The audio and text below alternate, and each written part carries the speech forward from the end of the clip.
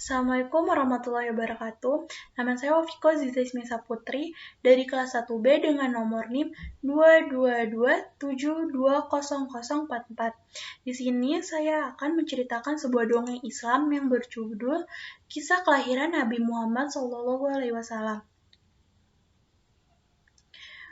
Mekah yang semula hanya ditinggali oleh Hajar dan Nabi Ismail, seiring dengan berjalannya waktu berubah menjadi sebuah negeri yang besar.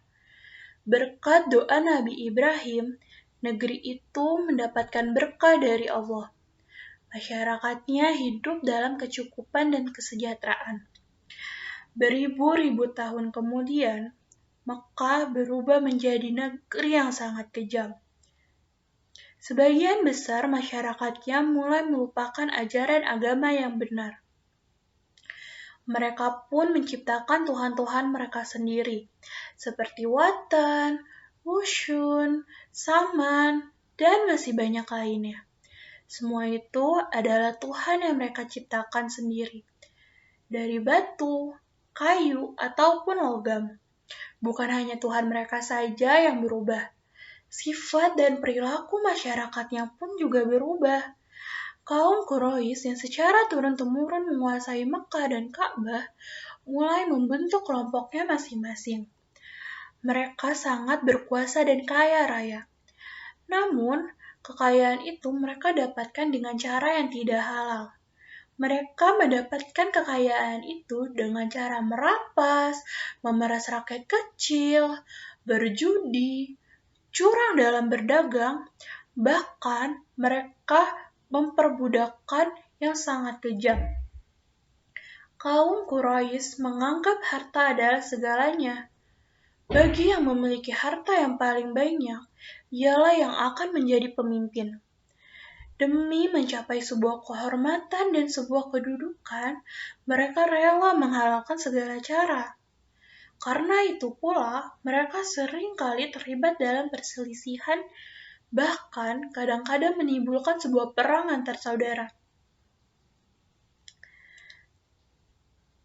Zaman di mana kaum Quraisy hidup dengan kejam disebut dengan zaman Jahiliyah. Pada zaman itu, ada seorang wanita soleha yang bernama Aminah. Suaminya bernama Abdullah. Pada saat Aminah mengandung, sang suami pun jatuh sakit. Lalu, akhirnya suaminya pun meninggal dunia. Aminah merasa sangat sedih saat itu, karena harus hidup sendirian tanpa sang suami. Pada suatu malam, ia bermimpi melihat bulan jatuh ke pangkuannya. Menurut ahli tafsir mimpi, kelak anak yang dikandung oleh Aminah akan menjadi orang yang dihormati. Seiring dengan berjalannya waktu, Ka'bah semakin ramai dan semakin berkembang. Orang-orang dari segala penjuru selalu berkunjung ke Mekah untuk beribadah dan juga berdagang. Kemajuan di Mekah membuat Abraha, seorang gubernur di Yaman, merasa sangat kesal dan marah. Ia telah membuat rumah ibadah yang jauh lebih besar dan lebih megah daripada Ka'bah. Namun, tidak ada satu orang pun yang mau beribadah ke Yaman. Abraha lalu meminta semua pasukannya untuk bersiap-siap. Mereka akan menyerang Mekah dan menghancurkan Ka'bah. Abraha dan pasukan bergajahnya menyerang Mekah dengan penuh kesombongan. Ketika ia akan menghancurkan Ka'bah, tiba-tiba datang ribuan burung ababil.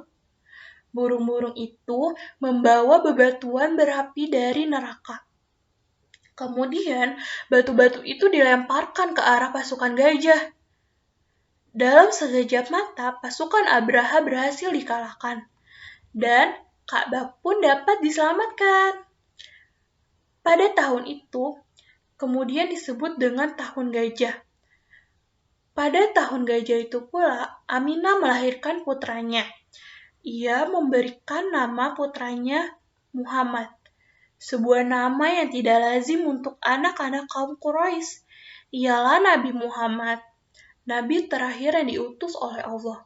Ia dilahirkan pada hari Senin, tanggal 12 Rabiul Awal, Tahun Gajah.